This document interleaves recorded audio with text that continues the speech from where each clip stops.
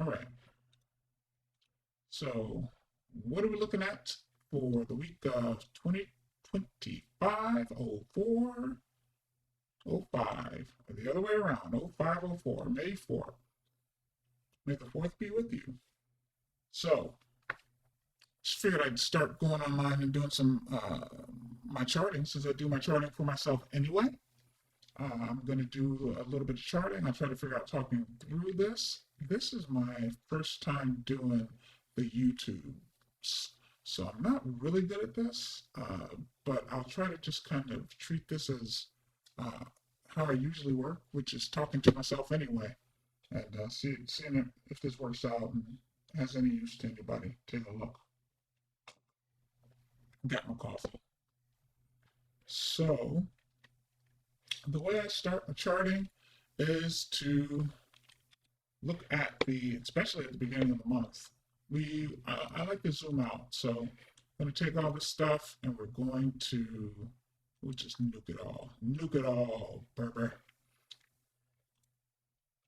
And I like to look at what's going on yearly. I think that's, of course, this is where you'll find the strongest trends. And given that we've had this, we had this massive downtrend here that we're currently bouncing off of, and from a technical perspective, bearish or bullish. Apologies, and I'll explain a little bit more about that later. The yearly is set by giving myself a 12-month and using PVP. Let's double check and make sure this is at the end of the year. Yeah, so this is January. And our settings for volume profile are 68%, which is the first standard deviation of all the volume that's been traded. And from here, always useful to know what the PLC is, because depending on your trend, could be a place of resistance or confirmation when they hop over this thing. So this is 2025's PLC, which we're below, which technically, even though we're in a bullish push here, we're bearish as far as I'm concerned, as far as a whole market. And again, there's a lot of explanation I didn't do here about who I am, what I do, or why does it matter. I have a newsletter, however, put it here. It's newsletter NQRACKY.com that I've been publishing for the past probably about 2 months now on a daily basis. I've been trading or staring at the MNQ and NQ indices for about 4 years. I like to describe myself as an aspiring barnacle. Again, I'm not trying to be right. I'm trying to understand the market so I can kind of jump on when things are happening and get my little piece of the pie. And the strategy that I've been taught is taught by a man named Shorty. And I learned from Catching Rockets page, or I found out about Shorty from Catching Rockets page. And in the past couple years that I've been a part of that Discord, I've learned what I consider one of the best ways to look at price action, which is through the lens of volume. And the main tool that I use is volume profile. There are many other tools that are used in that particular Discord, including market profile, TPOs, and footprints. From my perspective, I have a little bit of attention issues, and so I'd like to keep it as simple but powerful as possible. And this is proven, for the most part, to be good for me. So that's where I'm taking it. All right, that's how I'm keeping it here. I use a little bit of market profile with regards to understanding what a concept called a spike, and I do find that super useful in day trading. Because it gives you kind of a barometer for the next day.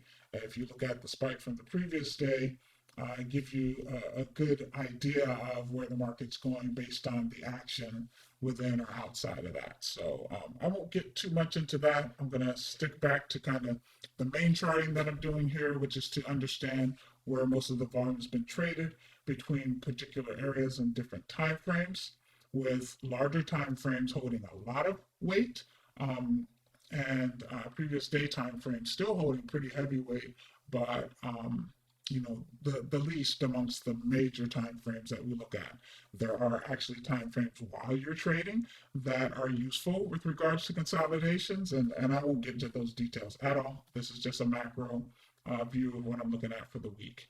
So again, we dumped pretty heavily in March and have been recovering since then. But there's a larger story here as we come up to these critical levels, and I'll get to that as I get deeper or more detailed into this chart. So I've mapped what right now is the point of control, which is kind of this locus or kind of an area where the most volume has been traded at a particular price. And I've done that for currently the year 2025, and we're far below that right now. That's generally a signal of kind of your bull bear pivot to a degree. And we just kind of jumped over 2024's PLC. So it tells you a lot about where we were earlier. We were certainly in what I would consider bearish territory. So 2024 PLC. And this was an important number to claim. And in fact, it's an important number if you lose it and recapture it, or you see that it's being defended here, which it was on April 30th.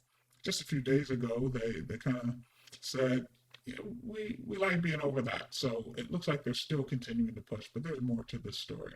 So on the yearly, I use 1 day as my time frame to look at these things. And as we zoom in, I'll talk about the time frames that we use for those. So we have a value area high,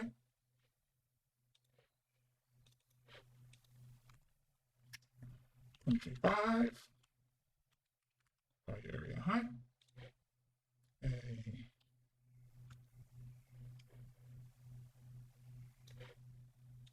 2024 value area high, which we're not quite in yet. So even though we're having this bullish push, we're still not out of the weeds yet. And that's going to be important as I zoom in and tell you what I think the narrative is for where we're at right now.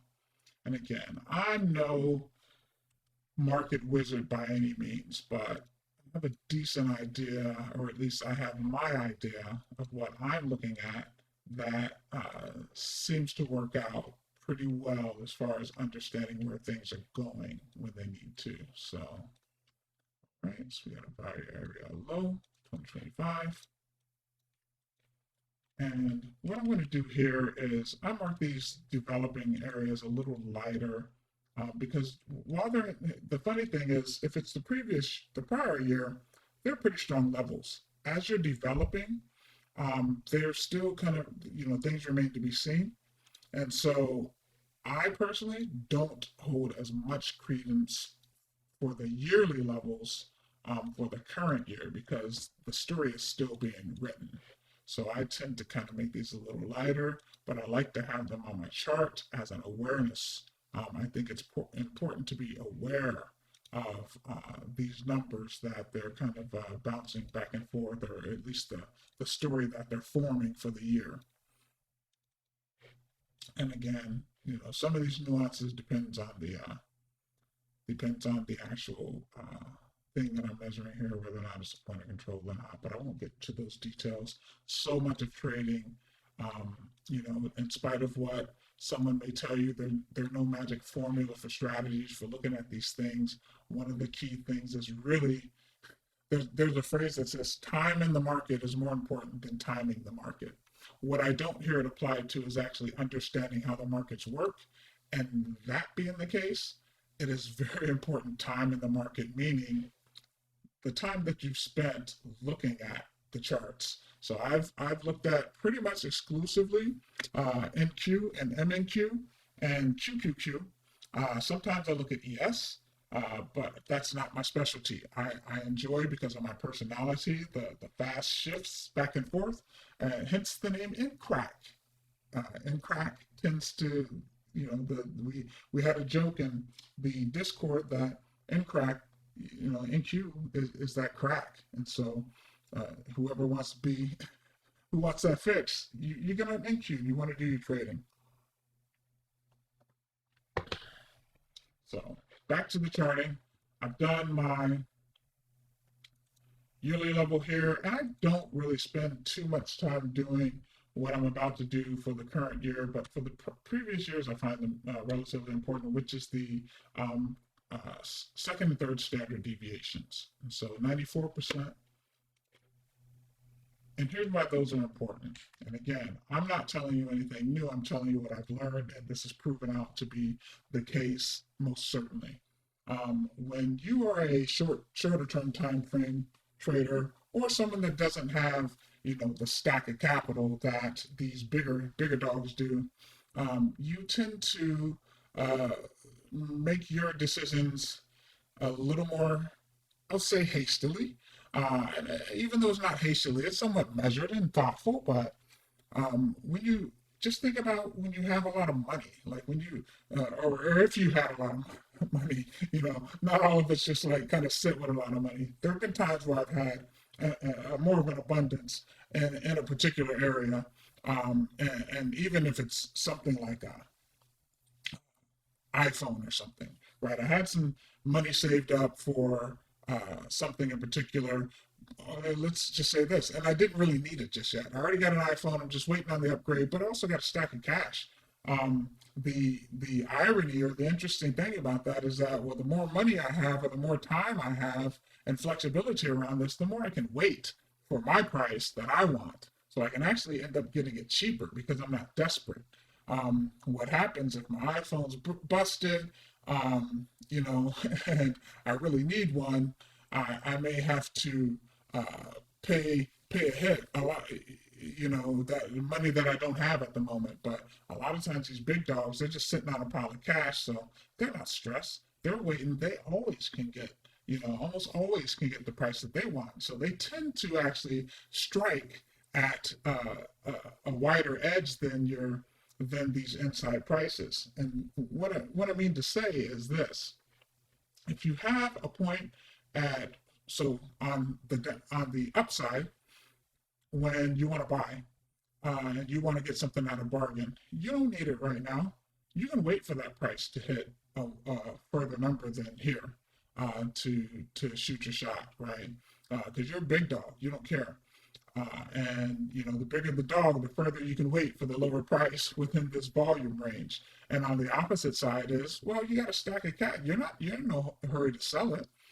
You don't want to sell early because you won't make as much money, and you're not desperate to sell because you got plenty of other cash sitting around. And so these big dogs can sit and wait till it hits the very edges of these and say, boom, sell it. And that's what they've done. If you look at any chart, and that's what these numbers mean, is that when you're looking at the 2, 3 sigma levels, or the second and third standard deviations, there's a lot more activity by larger time frame buyers and sellers. So back to the charts, what I notice is that the value area high here happens to be the same as the 2 sigma. And in fact, it looks like it's probably going to end up being the same as 3 sig, and I'll update that if that changes. So what this is kind of telling me is that this is kind of just the top of the range. And the reason why it's the top of the range is it's the all-time high.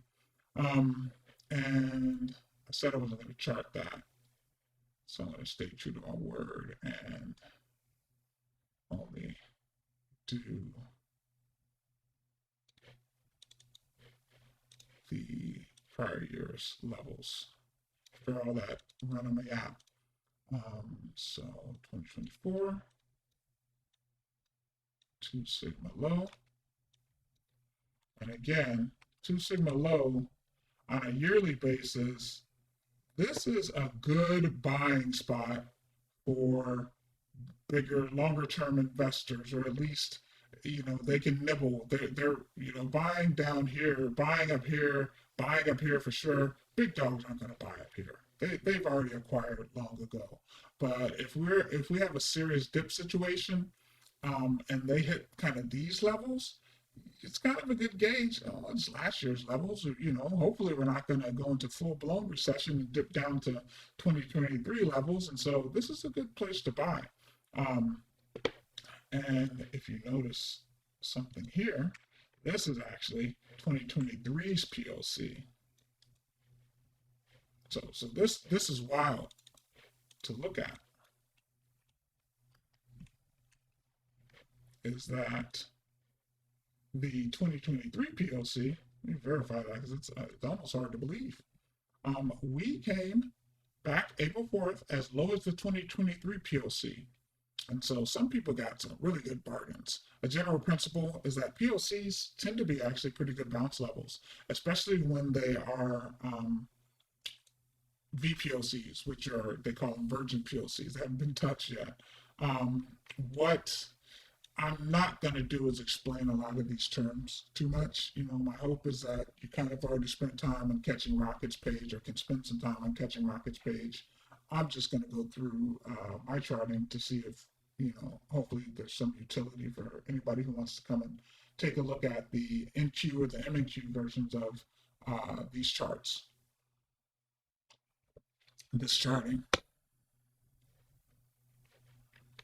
And again, I do this for me, but I figured I'd upload it for other folks in case they find it interesting or useful. So we got our 2023 POC, got our 2024 POC, 2025 POC developing.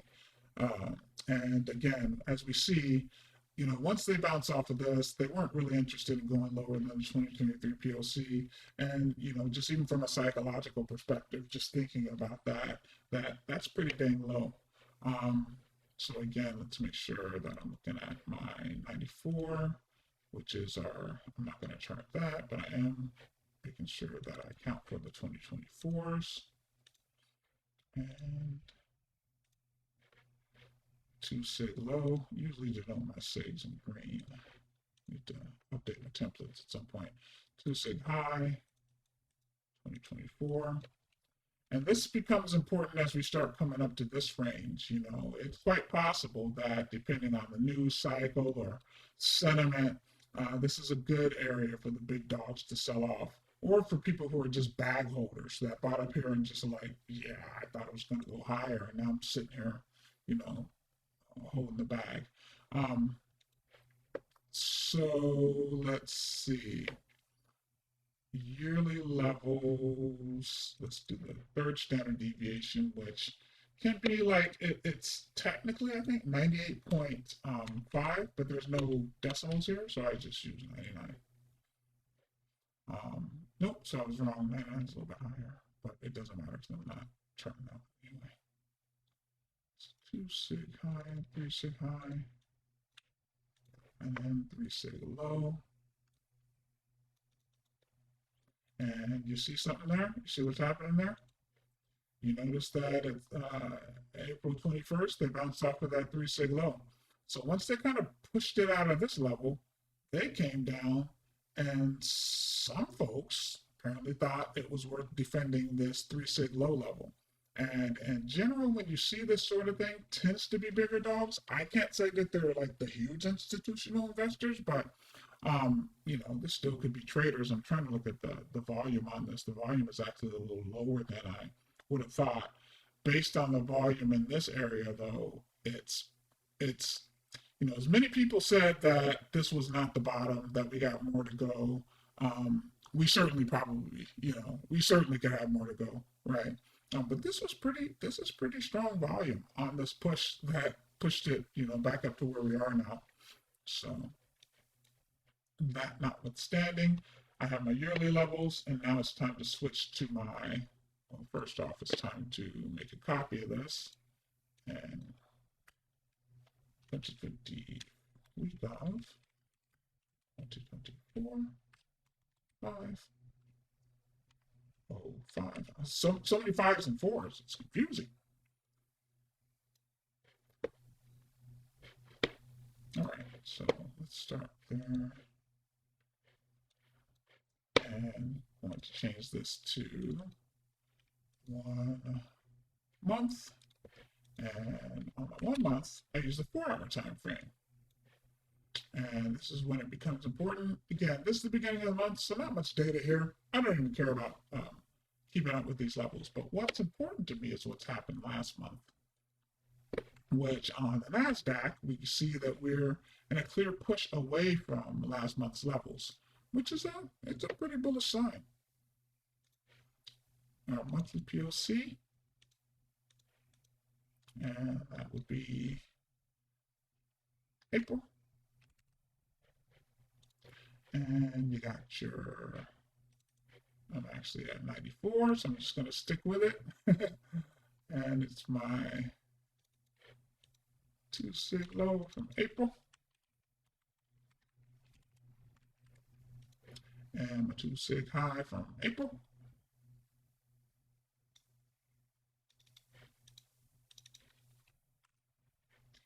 And let's get back to our 68, which is our interesting. All right, so let's see. Now, I'm going to tell you something that's just me, may just be me, but. So our monthly value area low for April's here, 18,325.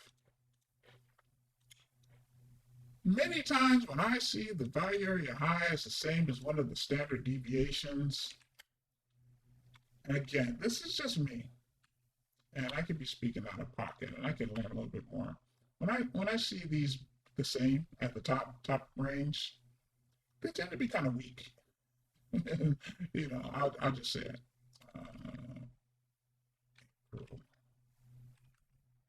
There's no clear distinction between just the value area high and the 2 sig. And part of this is because they got out of this area pretty late. Late in the game. They're just like, we just need to get it out of here. And again, when you're doing these market analyses, you're trying to come up short. Shorty talked about this, and I think it is important. You come up with your own narrative around these things. May or may not be right, but it frames how you think about where things are going, and it also helps you in the day with how you structure your trades. Again, no one's going to be right 100% of the time, but what you want to do is take high quality setups, and you want to have a decent idea of where you think things are going, so that you either don't participate or you participate in a way that makes some sense. So my narrative as I look at this is they kind of got out of this late. I'm still iffy on this up push. They have a little more to go before they hit a level that they could really dump this from, especially since Jay Powell is going to be speaking this week. It's always an excellent excuse to dump the markets, but again, that's also an excellent time to push the markets. So I'm actually unbiased on where they're going to go. I just have a sense that I'm being careful. I'm especially being careful initiating any sort of long-term long buys yet until they push past some key levels. I did a little bit of nibbling earlier on already when I saw what looked like they were, either pullbacks or confirmations of reclaiming of some key levels a while ago. And again, I do that mainly just in my 401k. I have a self-directed 401k that I'm fortunate enough to be able to pick up some items in, and so I'll pick up related, NASDAQ related things like Nvidia, VOO, that sort of thing. And I was able to scoop some up at some good prices. At least I think so far. All right, so back to the charting. We're on the 4 hours, so we're doing a monthly, and we got our April. Got our April story told here, our 2 sig high, and now we need to verify our 3 sig highs. So let's get to our 99%. And this is 99% of the volume was traded in between all these areas. And this is where it gets interesting. So if we look at this is like, okay, they did the thing. they pushed past the 3-6 high of April, so they're pretty they're in pretty good shape as far as being able to, well, they're in certainly pretty good shape as far as recovering what happened when they dumped in April. So they dumped in April, and even just from a non-volume profile perspective, you can see on the 4-hour candle, they're past. You know, they're able to recover what they've lost there. So that looks like, hey, we're on the move right now. And Friday, they were able to get past another critical level, which was one of the phases of the March dump. And now this is where they find themselves at.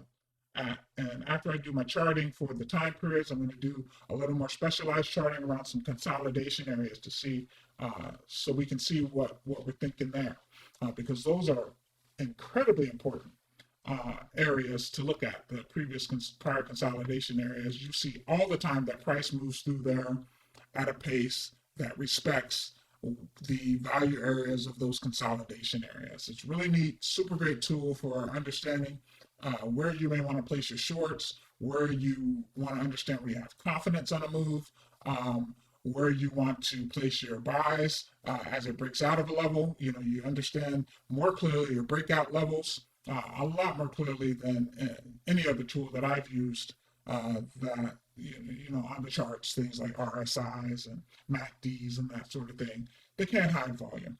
They can't hide volume. They're once the volume is printed, we know where things are traded, and that gives us a great idea where price is going based on where price is at the moment. So let me, with all that said, skim the 3, say low. Hopefully I'm not, you know, more confusing than not. So my monthly levels are now locked. I don't care about these because we're only the 4th day in the month.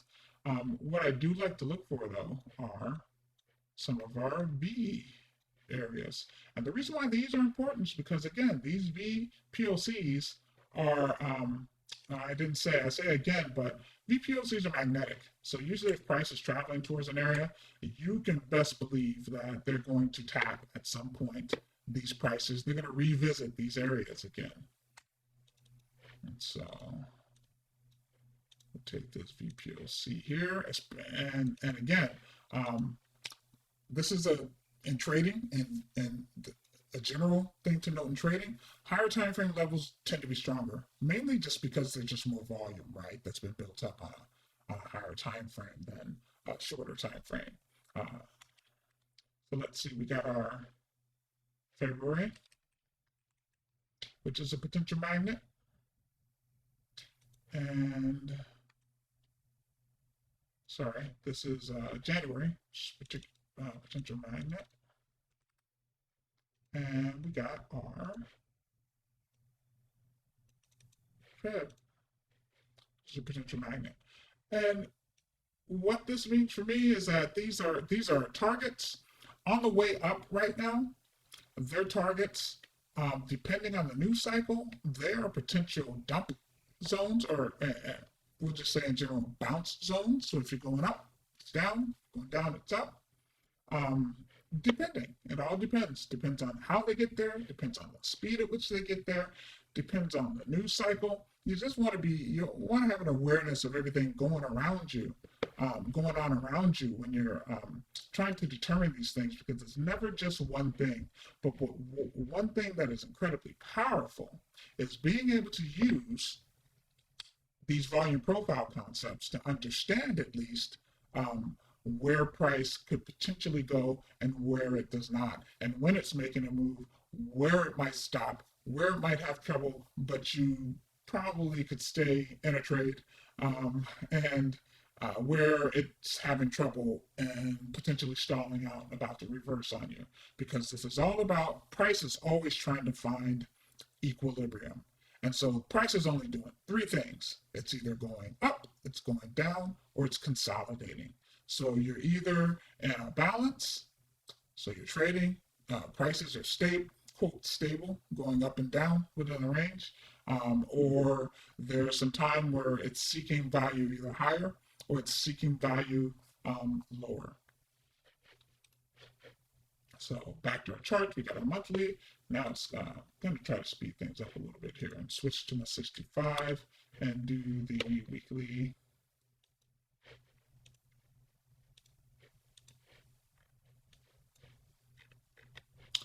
And this is important. April PLC happens to be the weekly PLC, which is interesting. And we're far above the weekly PLC, which when I look at things like that, that just means that there's plenty of room to drop if we wanted to. And people will get afraid and whine and get scared. And I'm like, yeah, well, you got plenty of room to drop here before you even, you might even have a nice bounce upwards, but there's no need to feel like the sky is falling just because it's coming back down to a number that we know is magnetic already.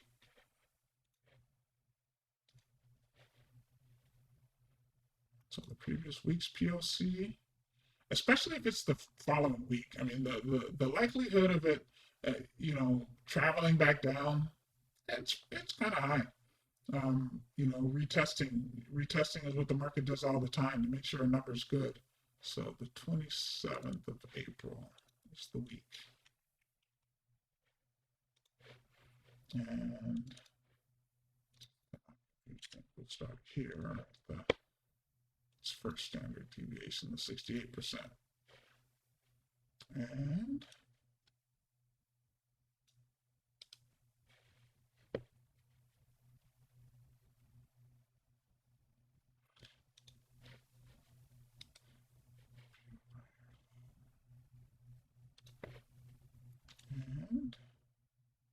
so this was strong.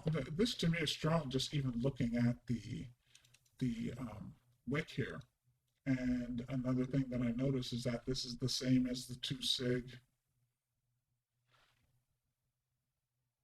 And what I mean by strong is that it's weak in this direction, meaning this is potentially likely to be heavily defended. But again, you never know. All right, so let's see, 427. It's kind of tough to talk and do this at the same time for me. Maybe a little ADHD thing there for the old NQRACKY. And now for our 94, second standard deviation, what we got here? I think the story's the same on the bottom. And in fact, it's 2, 3, sig low. So again, if I see that on top and the number's the same, it's kind of it's weak to me, meaning, again, this is just me, meaning it may be easy to fall. And if it's on the bottom here and the numbers are the same, it might be a pretty strong level. All right, so let's see. 2 sig high for a week.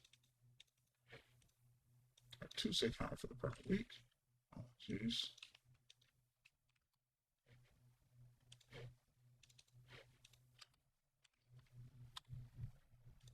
And then we got a 99.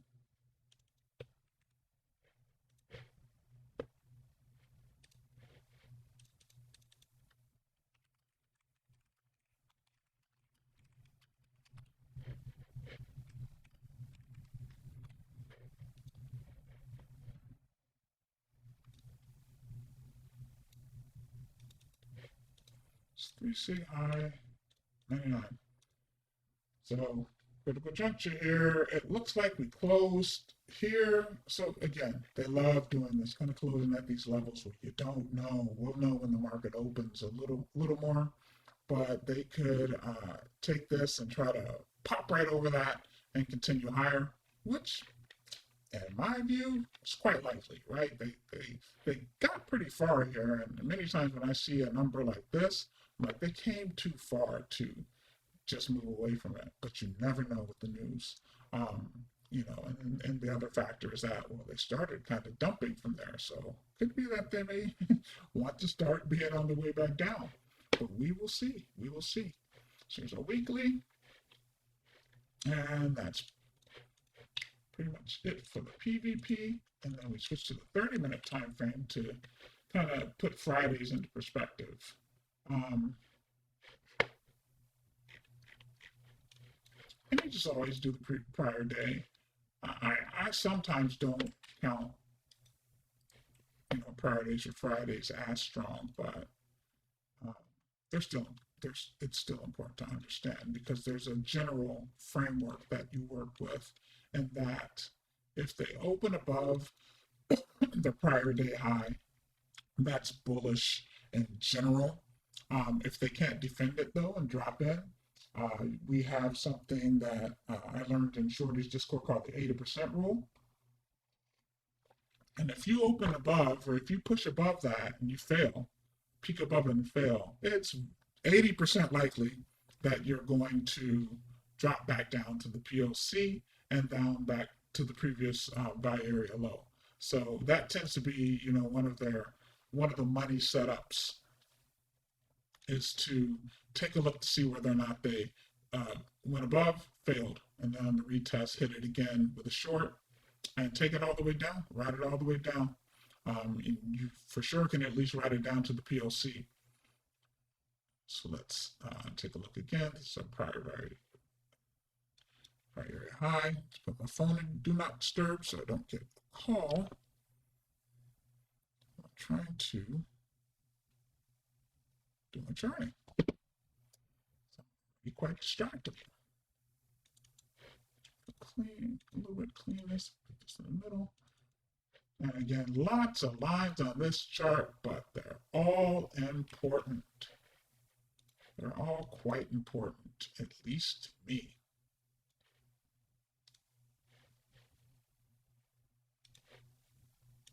And I'm going to tell you something I used to, but I do not anymore.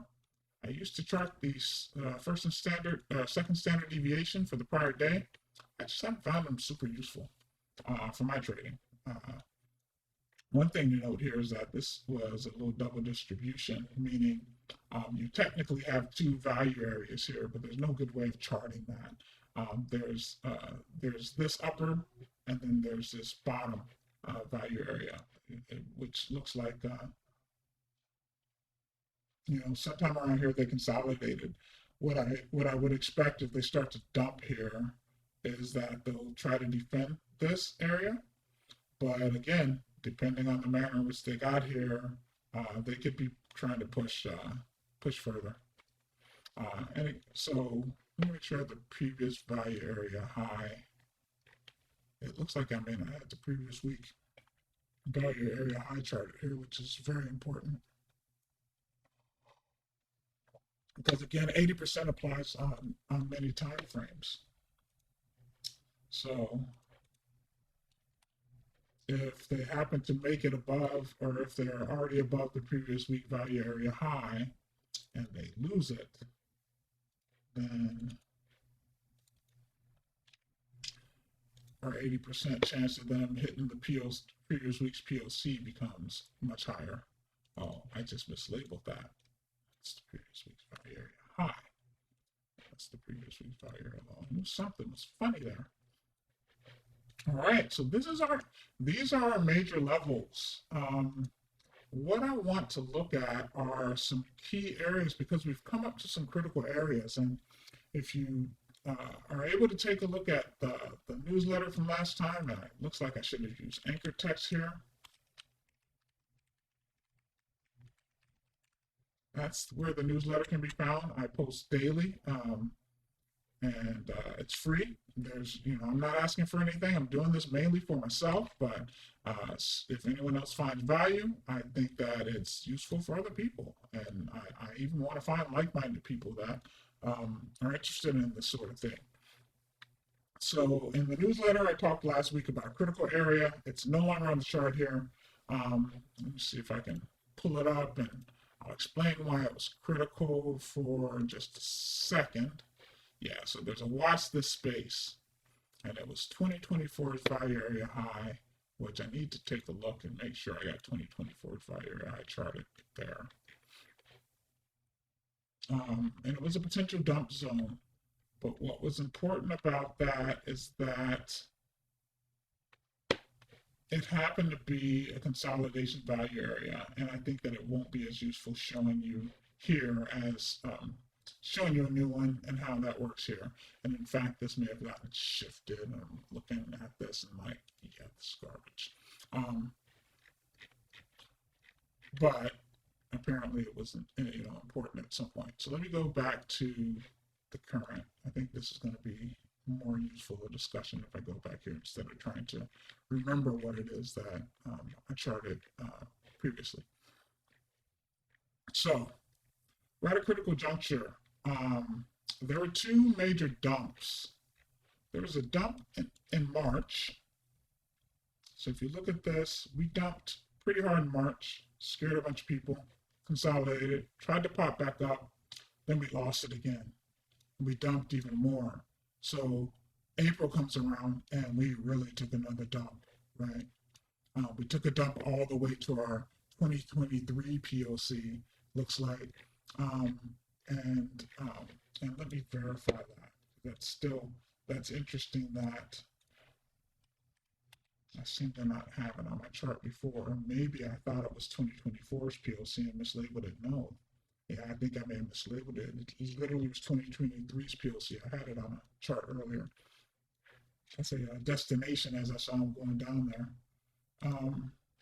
And a lot of times when you get to these super major POCs, you'll see what's called a spike, which they'll go below it, really freak people out.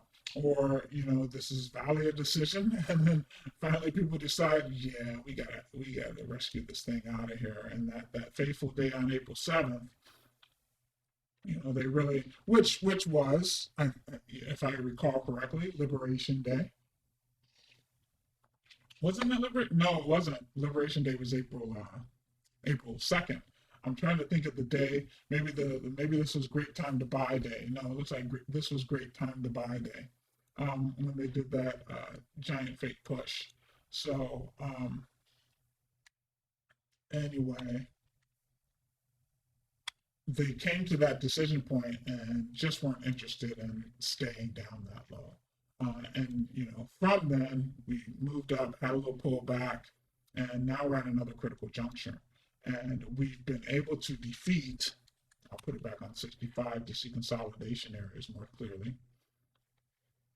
This consolidation area here before the dump, we've been able to get past it. And I'm going to draw this briefly using the FVP tool to show you what I'm referring to. So if you, and this gets a little tricky because this is kind of a weird looking balance area. So if you were to take this balance area, right, and hopefully this is the 94, and this happens often as well. So 94 is that second standard deviation. If I were to draw a line here, one thing that you notice is they were able to pop far above that. And let me give the 68, which is kind of the key areas when I'm looking at some of these consolidations, or when I'm looking at what David Frost, rest in peace, called the breakdown box. This is where I draw my breakdown box. I draw my breakdown box at the 68 consolidation area, and I'll erase all this later, but this was the consolidation before they did that crazy big dump. And if you noticed, as they were coming up, they almost didn't make it, but they stayed, kind of around this area. This area was key. And if you notice here, they worked until they could pop over that. And that happens a lot. This is what it's what they're trying to do when they're trying to get over an area. They need to consolidate to build up enough orders, to build up energy to pop over. And so what I'm also going to do here is give you the full 99 of this value area. And I'll do 94. Because again, once you get into these areas, they start to get, as tricky as possible. And it just gets dicey, right? Because these are key areas. And so the numbers get a little messier as bigger dogs come in and try to do their thing. And I'm going to not include the actual giant area where we dump. There we go. So yeah, I would consider this whole area, once it got here, to be this kind of key area they're trying to work out of before they finally popped over it. And so they popped over it, which in my view is pretty bullish. They're back in the 2025 value area. It's 2025 value area low, dev. So now we're back up past that. We're past the 2024 POC. Um, we still have yet to hit the 2024 value area high. And let me verify the numbers here. As a matter of fact, I'm going to do a double check. And sometimes I like to do a double check on these, the yearly value areas. I'm going to show you potentially why. And I take time on this because it is crucial to get this right as I'm looking at these larger time frame areas. So put this back to 12 months. And when I use the PVP tool to show me my value areas, if you noticed, the 2024 value area is here. So if I draw it, I thought that I might get something different. So let me start with 2nd of January and take this all the way to December of 24. The 30th. There we go, 31st. Yes, so 68 though. Hopefully they're close. Okay, they're close. Good. So I'm not completely off base. So I wanted to make sure they jive with one another. Because I thought I saw my 2024 value area high somewhere else. And this is the, but this is interesting, right? Because my first and second standard deviation is showing different than what it was on the PVP tool. So that sometimes concerns me. And to be honest, again, the stuff isn't exact. Let's make sure I put it on January 2nd and December 31st. Now I'll make sure it's from the, I actually feel a little bit better about doing FVP because I'm not quite sure if the PVP tool is including, is it doing like 1 year, what it's doing for its 12 months versus I know when I pull this thing on a daily chart from the 2nd to the 31st of the year that I know that I'm getting the levels that I need. So again, the 68s were good, but these were not the same. So I'm going to rely on my FVP here instead, which is what I tend to do. I'm kind of glad I went back and double checked these levels. I think it's important to double check, right? You're talking about something that could be the difference between winning a trade or not, or putting on more risk than you need to versus not. Oh, and that's the same. So yeah, interesting. 3 sigmas, check out. So, you know, if this was live, maybe I have other people being able to take a look and say, oh, you did this wrong. Right now I'm doing it solo because they won't let me go live just yet because I'm a new channel. They'll let me go live in another 24 hours, it looks like, or 23 hours. So let's see. Switch back to what I was looking at with consolidation area. So another big thing that I'm looking at is now that we're at this critical level, we dumped it after some consolidations. And what you'll notice is that they'll try to, you know, as they work through these, I find it important. Maybe other people don't find it important to note these levels. I call them, you know, David Frost used to call some of these breakdown boxes. I have my own kind of version of what I consider a breakdown box, which is taking the value area of a consolidation before a major dump and seeing whether or not they either have gotten past it or they're trying to work past it. And we still have yet to, you know, some of these are tricky, right? Because there are a couple of them here. You know, if I were to take it into consideration, there's this breakdown, there was this, and there was this. So, if I want to get really, sometimes I do some of these as an awareness, because sometimes I may be splitting hairs a little bit on these areas. But the next key zone that I would say that they need to get past is this area. What I will say is this: after when I get these on the chart, they certainly tend to be. And again, it's not because I got them on the chart, but once I get them on the chart, um, when I see them travel there later, they certainly tend to be valid, crucial areas. And in fact, this one kind of shows me already earlier on, it was a point of resistance, right? So they couldn't get back in the breakdown consolidation area here. And they do that all the time. They try to make it back into these breakdown consolidation areas. And this happens to be the next big one. So, this week, look out for around 2505, it looks like. So look around 2505 and see how she behaves. My guess is because she's got this momentum trying to go back up, as Frost used to say, first time, best time, they may not be so nice on the way up this time. And they're going to, they may try to just completely pop over and might meet some, stronger resistance here at the consolidation POC. GPOC of, we'll call this, I don't know, March stuff. And this right here is the value area low. So, based on what I've experienced before, I kind of actually expect them to try to really either gap past this or just, ram through it if they're serious. Or what they might do is, again, it all depends on how they get there. Stop short for a little bit as they build energy to try to pop themselves up. So we'll make that a C val. March bumpy.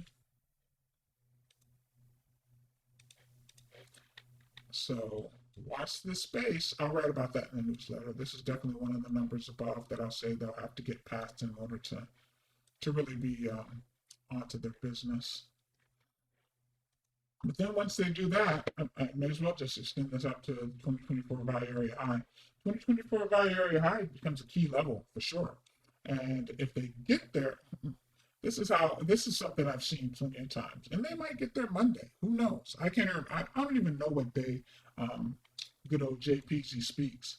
But when JPZ speaks, I would not be surprised if if we're close to here around the time that JPC speaks, as they're waiting to determine whether or not all systems are go or we sell back off.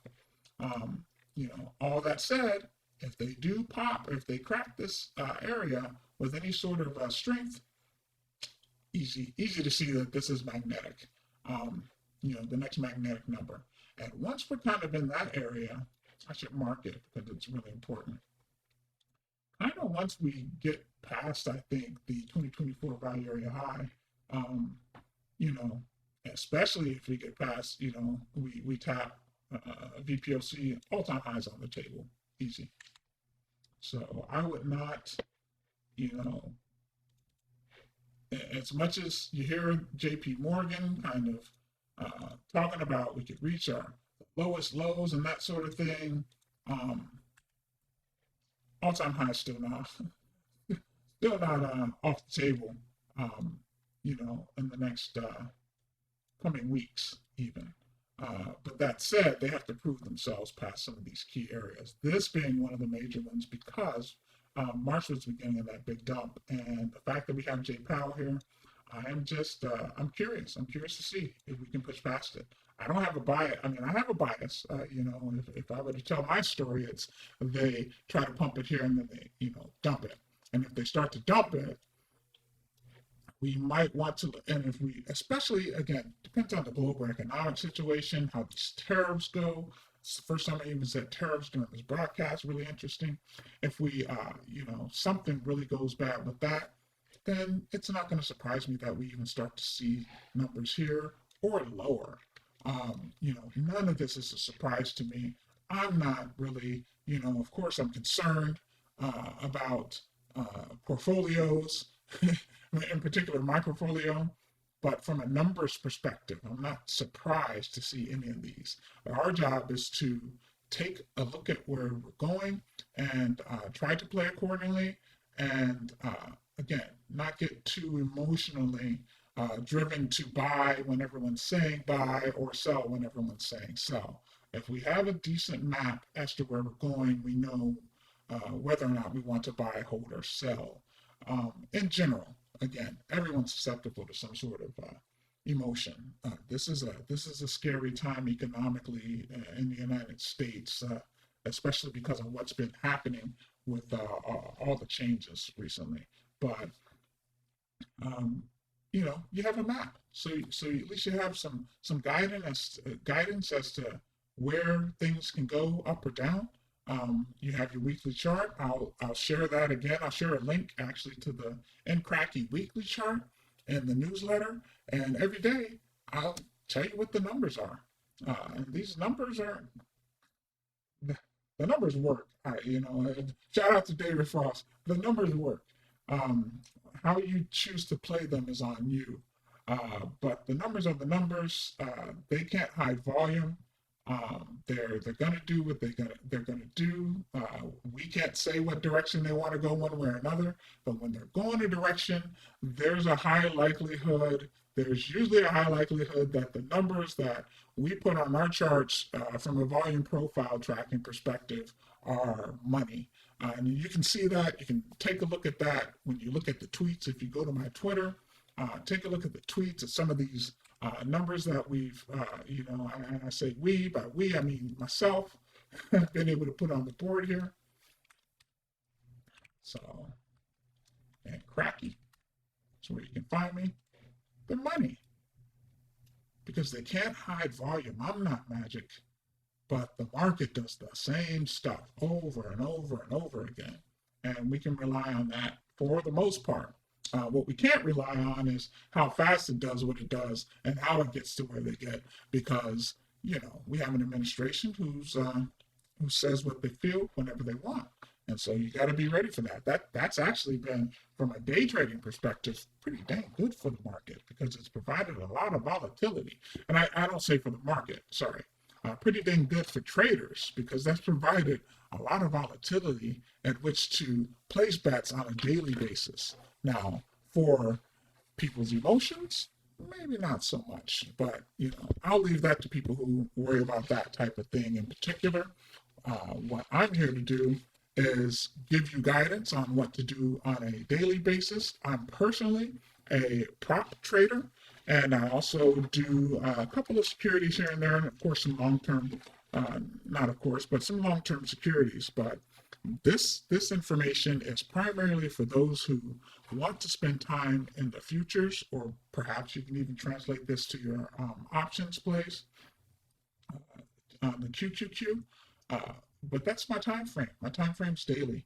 And so I want to know what the numbers are going to do daily based on what the big picture is and what they're doing at the time. So you have this larger map, and when I get time, I try to tweet on the old X there. I tried using Blue Sky, but that thing is just not ready. Not ready for the finance world yet. So anyway, I've rambled enough. Hopefully this was helpful. I'll upload this tonight, and we got about a 40 minutes before the open, and I need to get this newsletter out as soon as possible as well. So here's to patience, learning, and your profits. I'm NQRACKY, and I'm out.